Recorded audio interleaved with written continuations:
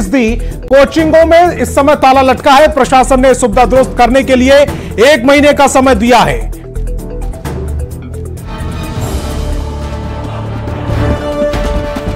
आज गुरुवार है। आम दिनों में गुरुवार को कोचिंग मंडी बन चुके पटना का भिगना पहाड़ी, नया टोला और मुसल्लापुर जैसे इलाके गुलजार रहते हैं, लेकिन इस गुरुवार को यहाँ सन्नाटा पसरा है। कोचिंग संस्थानों के शटर बंद हैं और छात्र नदारद।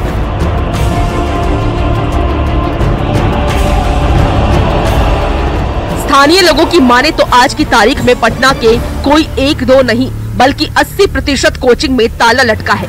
इसकी वजह है दिल्ली कोचिंग हादसे के बाद पटना जिला प्रशासन की ओर से चलाया गया जांच अभियान। जो कोचिंग मापदंड पर खड़ा नहीं उतर रहा है उसने कोचिंग में ताला लटका दिया है। राजधानी पटना के भिगना पहाड़ी, नया टोला, मुसल्लापुर समेत कई इलाकों में अधिकतर कोचिंग आज बंद कर दिए गए हैं। पटना के चर्चित कोचिंग संचालक गुरु रहमान का कहना है कि पटना जिला प्रशासन ने किसी कोचिंग को बंद करने का फरमान नहीं जारी किया है। जिला प्रशासन ने व्यवस्था में सुधार को लेकर 1 महीने की मोहलत दी है, लेकिन वैसे संस्थान जिनका रजिस्ट्रेशन नहीं है और जिन्हें जांच का डर है, उन्होंने संस्थान बंद कर दिया है। पूरे पटना जिला कह रहे हैं 20,000 से कम नहीं है। हर गली में एक मकान छोड़ के कोचिंग है। मतलब लग रहा है कि ताला बंद हो सकता है 1 महीने बाद कई कोचिंग में। अब निश्चित रूप से अगर इस तरह के गलत जो मानदंड पूरा नहीं करेंगे तो कोचिंग में ताला लग सकता है। गुरु रहमान की माने तो पटना जिला में रजिस्ट्रेशन महज कुछ 100 कोचिंग संस्थानों ने कराया होगा, लेकिन चल रहे हैं 20,000 से अधिक कोचिंग। अब सोचने वाली बात ये है कि जो कोचिंग संस्थान बिना रजिस्ट्रेशन के चल रहे हैं वो सुविधा मानकों का कितना पालन करते होंगे। फिलहाल ऐसे कोचिंग संस्थान के संचालकों ने जांच के डर से पढ़ाई के नाम पर खोल रखी अपनी अपनी दुकानों का शटर गिरा दिया है, लेकिन जरूरत है इन पर हमेशा के लिए लगाम लगाने की, ताकि दिल्ली जैसा कोई हादसा पटना में ना हो और बेवजह किसी बच्चे को अपनी जान ना गंवानी पड़े। न्यूज़ 18 के लिए पटना से रजनीश कुमार के साथ ब्यूरो रिपोर्ट। और बिहार में शिक्षक बाली भर्ती परीक्षा के नाम पर अभ्यर्थियों और उनके अभिभावकों से ठगी किए जाने का मामला सामने आया है। बिहार लोक सेवा आयोग की शिक्षा नियुक्ति प्रतियोगी परीक्षा यानी TRE 3 में पास कराने या फिर कम अंक आने पर उसे बढ़ाने के नाम पर लोगों से पैसे की उगाही की जा रही है। परीक्षा में झांसा देने को लेकर साइबर अपराधियों का गिरोह एक्टिव हो गया है। आर्थिक अपराध इकाई ने इसे लेकर लोगों को ऐसे शातिर ठगों से बचने की अपील की है। अधिक जानकारी दे रहे हैं पटना संवाददाता संजय कुमार। बिहार लोक सेवा आयोग द्वारा आयोजित शिक्षक नियुक्ति प्रतियोगिता परीक्षा TRE 30 को लेकर एक सनसनीखेज मामला सामने आया है। दरअसल इस पुनर्परीक्षा में पास कराने अथवा कम अंक आने की बात कहकर अंक बढ़ाने के नाम पर बड़े पैमाने पर रुपए की ठगी किए जाने का प्रयास किए जाने का मामला आर्थिक अपराध इकाई तक पहुंचा है और आर्थिक अपराध इकाई ने इसको लेकर एक एडवाइजरी जारी कर दी है। आर्थिक अपराध इकाई ने सभी अभ्यर्थियों और उनके अभिभावकों को सावधान रहने को कहा है और उनसे अपील की है कि अगर किसी भी व्यक्ति या परीक्षार्थी को परीक्षा में फेल होने अथवा अंक बढ़ाने का फोन आए तो ऐसे फर्जी कॉल अथवा सोशल मीडिया पर जो ईमेल है उसको आप इग्नोर करें, उस पर ध्यान न दें। यदि कोई परीक्षा में पास कराने अथवा मार्क्स बढ़ाने के लिए पैसे की मांग करता है तो कभी भी उसे पैसे न दें, क्योंकि यह बिल्कुल भ्रम फैलाकर ठगी करने का एक तरीका साइबर क्रिमिनल्स ने अपनाया है।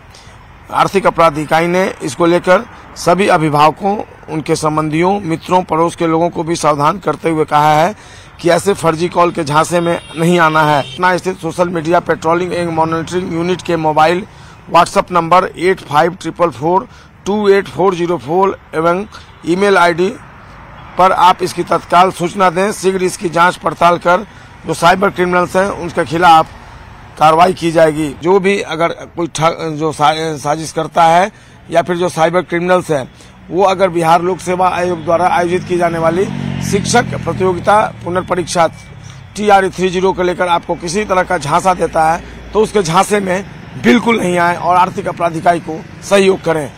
कैमरा पर्सन मनीष जुनिया के साथ संजय कुमार, न्यूज़ 18 पटना। और जयपुर में बारिश के कारण एक घर के बेसमेंट में पानी भर गया, जिसमें 3 लोगों की मौत हो गई। इस घटना ने दिल्ली के कोचिंग सेंटर में हुई दर्दनाक घटना की याद ताजा कर दी। और यहां भी मरने वालों 3 लोग जो हैं वो बिहार के रहने वाले हैं, जिनकी मौत की खबर सुनते ही परिवार में हाहाकार मच गया, कोहराम मच गया। एक रिपोर्ट। जयपुर में दिल्ली जैसी दर्दनाक घटना, मौत लेकर आई आफत की बारिश। बिहार के 3 लोगों की डूबने से मौत।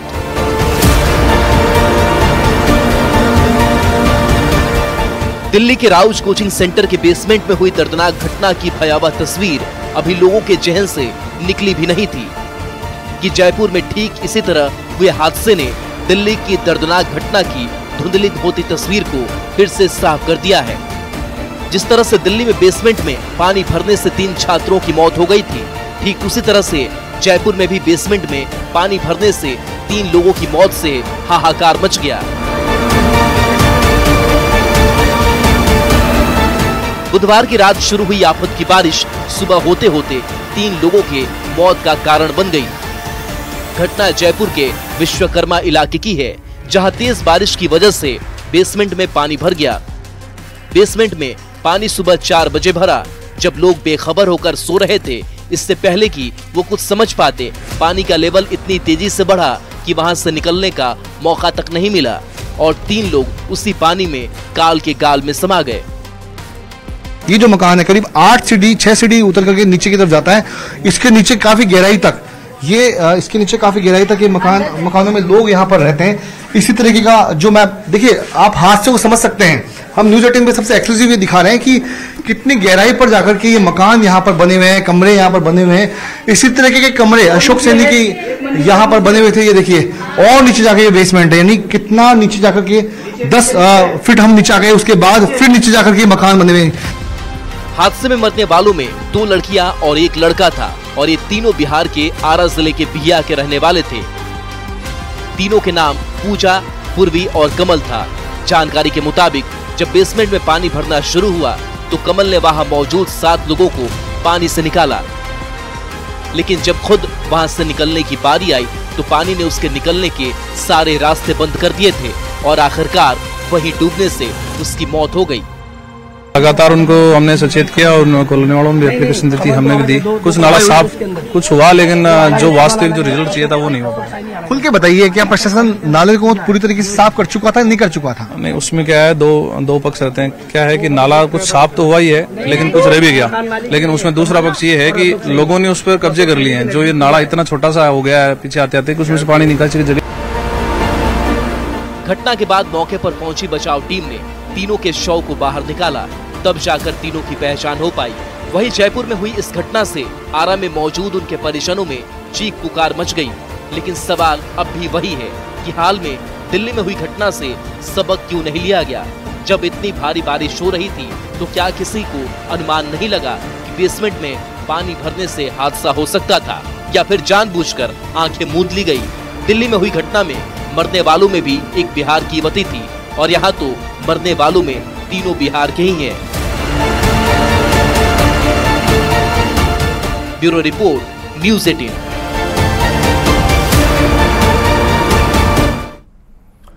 राजस्थान के जयपुर में बेसमेंट में पानी भरने से 3 लोगों की मौत हो गई। हादसे में मृतक पूजा भोजपुर जिले की रहने वाली थी, वहीं उसके रिश्तेदार पूर्वी और एक अन्य युवक की भी मौत हो गई। मृतक पूजा बहिया थाना क्षेत्र के संदौर गांव की रहने वाली थी, जो अपने परिवार के साथ विश्वकर्मा मार्केट इलाके में रहती थी। पूजा की शादी डुमरिया के संतोष से तय हुई थी और फरवरी से दोनों की शादी होने वाली थी। शादी की तैयारी में जुटे परिवार पर अब मातम का पहाड़ टूट गया है। पूजा के परिवार के लोग जयपुर रवाना हो गए हैं। वहीं लोगों ने पीड़ित परिवार को मुआवजा देने की मांग की है। दिल्ली बेसमेंट हादसे के अभी 3 दिन ही गुजरे थे कि एक बार फिर से जयपुर में बेसमेंट में हादसा हुआ है, जहां की 3 लोगों की इसमें दर्दनाक मौत हो गई है। भोजपुर जिले के बिहिया प्रखंड के संडौर गांव में इस समय हम मौजूद हैं और यहीं देखिए, ये उसी परिवार का घर है जिसकी एक बेटी की मौत इस हादसे में हो गई है। कैसे सूचना आप लोगों को मिली? फोन के मैं सर सुबह में 7 बजे करीब में दूसरे ने फोन किया क्या जानकारी मिली? जानकारी यही मिली कि यानी पानी भर चुका है, एक लड़की है उसकी नपाता है, यानी वहाँ के जो सरकार है पुलिस यानी छानबीन कर रहे थे, यानी मिली नहीं थी अभी लास्ट जो करीब 12 बजे करीब मतलब सब। माने कौन डेथ की है इस घर की, इस परिवार की? इस घर की लड़की है। अच्छा, क्या नाम है उसका? उसका नाम है पूजा कुमारी। अच्छा, तो शादी भी उसका होने वाला था तुरंत? हाँ, शादी तो होने वाला सर, करीबन यानी फरवरी में शादी होने वाला था उनका। शादी कौन लड़की, दूसरी लड़की कौन है? वो लड़की की बहन की लड़की है। अच्छा, जो उनके रिश्तेदार में है। तो ये परिवार कितना दिन से आप लोग का रहता है वहाँ जयपुर में? वहाँ पर 20 साल से रहता है। 20 साल से जी। उसी तरह का ही प्राकृतिक आपदा ही इसको हम लोग मानेंगे। बारिश हुआ, पानी लग गया, गड्ढा जहाँ पे लोग घर बनाए हैं वहाँ पे गड्ढा है, गड्ढे के ऊपर स्टेप बाय स्टेप। भी तो किसी की होगी, लापरवाही है। अगर वहाँ पे उस जगह पे अगर ज़मीन कोई खरीद रहा है तो सरकार को बैन करना चाहिए कि ये ज़मीन पे कोई खरीद रहा है तो घर मकान नहीं बनेगा। जयपुर जैसे शहर में इन लोगों का मकान था तो वहाँ पे तो बैन होना चाहिए कि ऐसे जगह पे घर मकान किसी का नहीं बना, लेकिन कोई करता नहीं है। मेरा भाई वहाँ पर गया तो भीड़ नहीं गया, वो पुलिस लोग मारने लगा। वहाँ पर मेरा भाई 3-4 घंटा खड़ा था, अभी भी वहीं है। तो लड़की मर गई, 2 लड़की मरी है ना? यहाँ तो एक लड़की तो हम लोग का चाचा है, चाचा का लड़की है, एक रिश्तेदार। कहीं न कहीं से ये बड़ा सवाल जरूर है कि सरकार इस पर एक्शन ले और इस तरह की घटनाओं को रोकने की दिशा में कारगर पहल करने की जरूरत है, ताकि जो लोग असमय मौत का शिकार हो जा रहे हैं उनके जिंदगी को बचाया जा सके। चंदन कुमार, न्यूज़ 18 भोजपुर। और सुप्रीम कोर्ट की संवैधानिक पीठ ने आरक्षण पर दिए अपने फैसले में राज्यों को अनुसूचित जाति और जनजाति के भीतर सब कैटेगरी बनाने की अनुमति दी है। सुप्रीम कोर्ट की 7 जजों की संवैधानिक पीठ ने आज बहुमत के आधार पर यह फैसला सुनाया। जजों ने कहा कि अनुसूचित जाति और जनजाति की जरूरत के मुताबिक सब कैटेगरी बनाई जानी चाहिए। अपना फैसला सुनाते हुए एक जज ने उदाहरण भी दिया। जज ने कहा कि यह पूरी व्यवस्था एक ट्रेन की बोगी की तरह है। जो व्यक्ति बोगी में घुसने में सफल रहता है तो फिर बाकियों को अंदर जाने से रोकने की कोशिश करता है।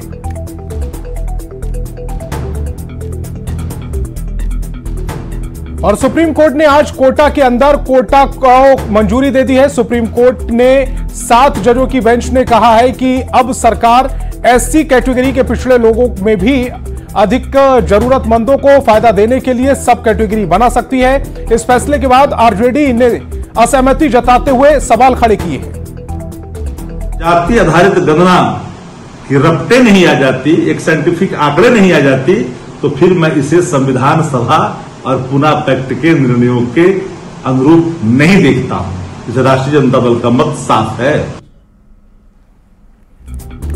और पूर्णिया के खजांची हाट थाना क्षेत्र के तनिष्क ज्वेलरी शोरूम में हुई लूट का पुलिस ने बड़ा खुलासा किया है। पुलिस ने लूटे गए डायमंड रिंग के साथ 2 आरोपियों को गिरफ्तार कर लिया है। आपको बता दें कि 6 दिन पहले दिन दहाड़े 3 करोड़ 70 लाख रुपए की ज्वेलरी शॉप से डकैती हुई थी, जिसके बाद पुलिस हरकत में आई और आरोपी सन्यूर शेख को गिरफ्तार कर लिया गया है। उसकी निशानदेही पर एक और आरोपी को गिरफ्तार किया गया है। फिलहाल एसटीएफ और पुलिस की 10 टीम मुख्य आरोपी की तलाश में जुटी हुई है।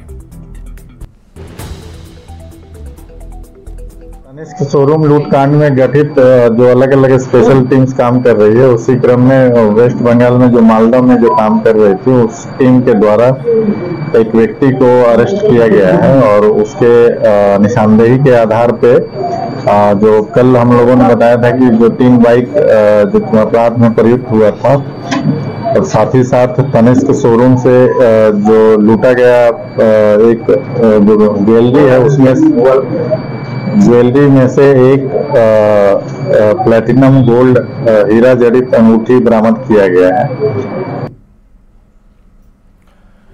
बिहार बीजेपी प्रदेश अध्यक्ष दिलीप जायसवाल ने राहुल गांधी पर तंज कसा है। उन्होंने कहा है कि पूरे देश के युवा इस बात से चिंतित हैं कि राहुल गांधी अभी तक युवा वर्ग की नेतागिरी करेंगे तो फिर युवाओं का क्या होगा।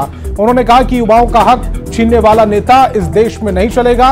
उन्होंने जातीय जनगणना की जगह राजनीतिक दलों के नेताओं से देश के दूसरे ज्वलंत मुद्दों को उठाने की अपील की है।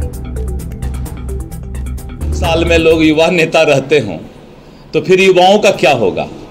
तो ये लोग युवाओं का रोजगार छीनने वाले लोग हैं, जो कि बुढ़ापे में भी अपने आप को युवा कहते हैं। तो पूरे देश का युवा इस बात से चिंतित है कि जब राहुल गांधी अभी तक युवा बन के नेतागिरी करेंगे तो हम युवाओं का क्या होगा। ये समस्या एक बहुत बड़ी आने वाली है। पॉलिटिशियन को भी अब थोड़ा सा अपना स्तर ऊंचा करना होगा, चाहे वो किसी भी पार्टी के नेता हो, नेताओं को अपना थोड़ा सा स्तर ऊपर करना होगा। रोज जो है एक ही चीज पर कभी ये दल चाहता है क्रेडिट लेना, कभी वो दल चाहता है क्रेडिट लेना, कुछ नया चीज सोचिए ना। और मध्य प्रदेश और उत्पाद मंत्री रत्नेश सदा ने जातीय गणना को लेकर राहुल गांधी के बयान पर निशाना साधा। मंत्री ने कहा कि जातीय गणना कराकर सीएम नीतीश कुमार ने पूरे देश को दिखा दिया है। उन्होंने कहा है कि राहुल गांधी जब साथ थे उसी समय ही जातीय गणना की बात चल रही थी, लेकिन उसे कांग्रेस नहीं करा सकी। उन्होंने कहा कि राहुल गांधी से कुछ नहीं होने वाला है और इस मुद्दे पर जो कुछ भी करेंगे सीएम नीतीश कुमार और प्रधानमंत्री नरेंद्र मोदी ही करेंगे।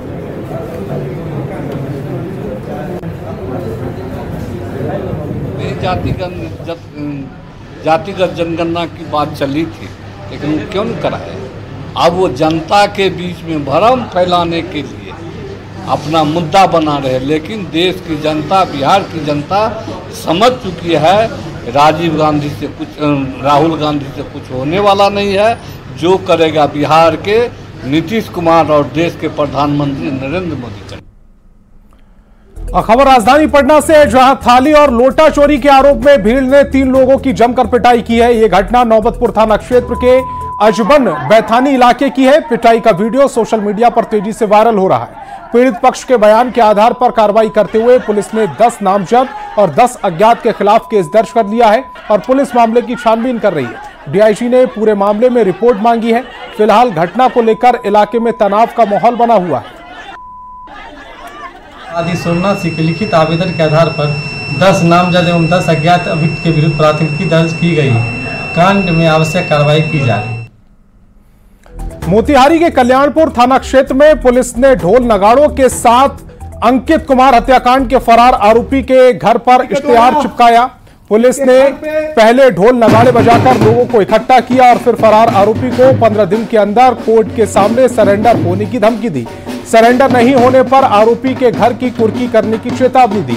आपको बता दें कि आरोपी आपसी विवाद में अंकित कुमार की हत्या करके फरार हो गया, जिसके बाद पीड़ित के परिवार की शिकायत पर पुलिस ने कोर्ट के आदेश का पालन करती नजर आई।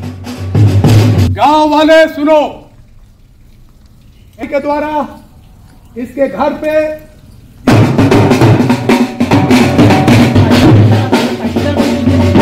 हत्या हुआ है। 1.5 साल बाद में आज पुलिस कोर्ट द्वारा कल्याणपुर थाना द्वारा इश्तेहार उनको घर में छपकाया गया है। कुर्सी जब्ती का आदेश होगा। हमको लग रहा है से अब न्याय हमको मिलेगा। 1.5 साल होगी। अपना बिहार में फिलहाल इतना ही। आप देखते रहिए न्यूज़ 18 बिहार झारखंड।